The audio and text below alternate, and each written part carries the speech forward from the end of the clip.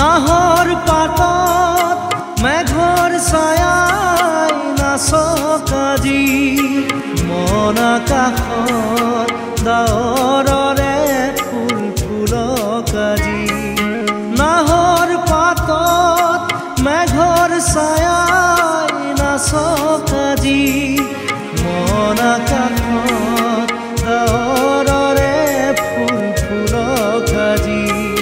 আমি আসলে জুবিন দা যোৱাগৈ পৰা কায়িকভাৱে তেখেত নাইকিয়া হৈ গ'ল। তেখেতৰ কিছু অংশ আমি আসলে বিচাৰি ফুৰোঁ ক'ৰবাত পাওঁ নেকি।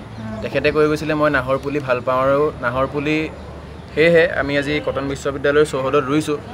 আমাৰ কিছু সময় পূৰ্বে লিগেল টক চুইট চুমি বাই গোটেই প্ৰগ্ৰেমটো চলাই নিলে।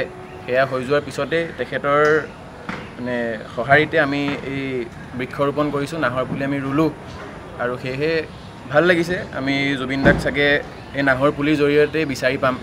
আৰু এটা কথা ক'ব বিচাৰিম এইখিনিতে, জুবিন দাই এটা কথা কৈ গৈছিল যে নাহৰ পুলিটো তেওঁ যে ৰুব কৈছিল তাৰ এটা মূল্য আছে, মানে নাহৰৰ পৰা এটা তেল ওলায়, সেই তেলটো ইমানেই মূল্য, ইমানেই বেছি দাম, সেইটো অসমীয়া ৰাইজে এতিয়াও বুজি পোৱা নাই বুলি তেওঁ কৈছিল। যিদিনাই অসমীয়া ৰাইজে বুজি পাব সেইদিনা অসমীয়া ৰাইজে ঠায়ে ঠায়ে নাহৰ পুলি ৰুব বুলি কৈছিল। সেইটো কাৰণে চন্দন দেৱালৰ লগত ক'লে য'তে নাহৰ পুলি থাকে তাতে জুবিন দা থাকে। একেবাৰে সঁচা কথা দেই, মানে নাহৰৰ মাজত আৰু এইটো কথা আচলতে আমাৰ অসমীয়া মানুহ কৈ থৈ গ'ল নাহৰৰ মূল্য কিমান, নহয় জানো?